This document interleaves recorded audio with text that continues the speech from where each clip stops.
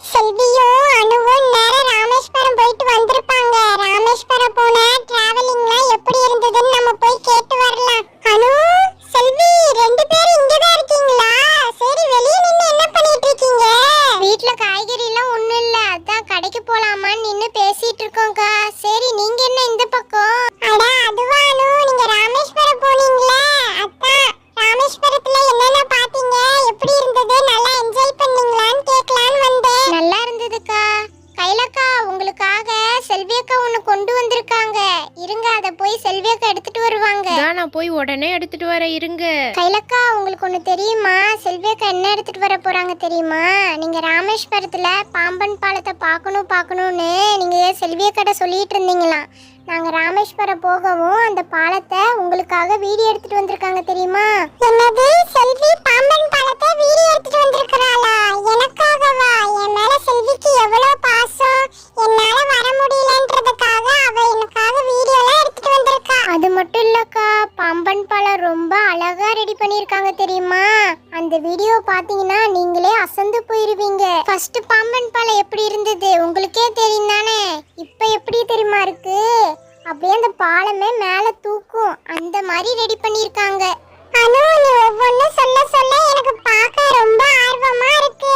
இந்த செல்வி மொபைல் எடுக்க போயிட்டு இவ்வளவு நேரம் என்னதான் பண்ணிட்டு இருக்காளோ தெரியல, அவசரம் புரியாம. இந்த வந்துட்டேன்.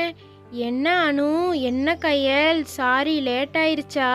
ஆமா, ஒரு போன் எடுத்துட்டு வரதுக்கு இவ்வளவு நேரமாக்கா உங்களுக்கு? சாரி அனு, நான் மொபைலை சார்ஜ் போட்டிருக்கிறத மறந்துட்டு வேற பக்கம் தேடிட்டு இருந்திருக்கேன் இவ்வளவு நேரம். அதுக்கப்புறம் பார்த்து இப்பதான் எடுத்துட்டு வந்தேன். சரி கொடுங்க, கைலக்காட்ட காட்டலாம். கைலக்கா, பாத்தீங்களா கடல் எவ்வளவு அழகா இருக்குல்ல? கண்ணு கேட்டுற தூரம் எல்லாமே படகா இருக்கு, பாத்தீங்களா? அட ஆமா அனு, மொபைல்ல பாக்குற மாதிரியே இல்ல, ரியலா பாக்குற மாதிரி இருக்கு. எவ்வளவு அழகா இருக்குல்ல? நேர்ல மட்டும் வந்து பார்த்திருந்தீங்க, உங்களுக்கு ராமேஸ்வரத்துல இருந்து வரதுக்கு மனசே இருந்திருக்காது. அது என்னமோ உண்மைதான் அனு. அனு, நம்ம ஃப்ரெண்ட்ஸ் எல்லாம் சேர்ந்து ஒரு கேங்கா நம்மளும் ஒரு நாள் ராமேஸ்வரம் போயிட்டு வரலாம். கண்டிப்பா போலாக்கா, இதுல என்ன இருக்கு? ஒரு நாள் எல்லாம் சேர்ந்து போறோம், ஜாலியா என்ஜாய் பண்ணிட்டு வரோம். அக்கா இங்க பாருங்க. அக்கா, நான் சொன்னேன்ல பாலம் கட்டிட்டு இருக்கிறாங்கன்னு, அங்க பாருங்களே, தெரியுதா? இவ்வளவு பெரிய கடல்ல பாலம் கட்டுறாங்கன்னா அந்த இன்ஜினியர் எவ்வளவு பெரிய ஆளா இருப்பாங்க. இவ்வளவு பெரிய கடல்ல பாலம் கட்டுறதுனா எவ்வளவு பெரிய விஷயம். அப்ப அந்த இன்ஜினியர் எவ்வளவு டேலண்டான ஆளா இருப்பாங்க. இந்த கடல்லையே வீட கட்டி அதுக்கப்புறம் பாலத்தை ரெடி பண்றாங்க, பாத்தீங்களா? எவ்வளோ அருமையா இருக்கு, பார்க்கறக்கே அழகா இருக்குல்ல? இங்க வந்து நிறைய பேர் செல்ஃபிலாம் எடுத்துட்டு போறாங்கக்கா.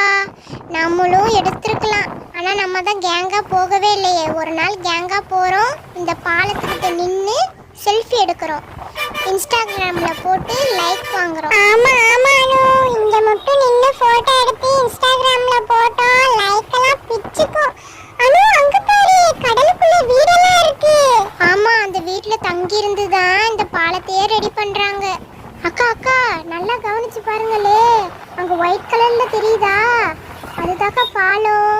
கப்பல் வரும்போது அது மேல தூக்குமா.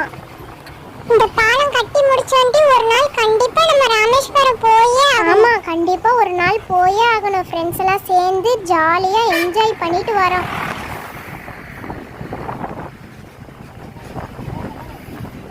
இந்த ராமேஸ்வரம் பாலத்தை கட்டுறது அவ்வளோ சுலபமான விஷயமா என்ன? பொறுமையா பார்த்து பக்குவமா தான் கட்டுவாங்க. எப்படியும் கட்டுறதுக்கு இன்னும் கொஞ்ச நாள் ஆகும். ஆமா ஆமா,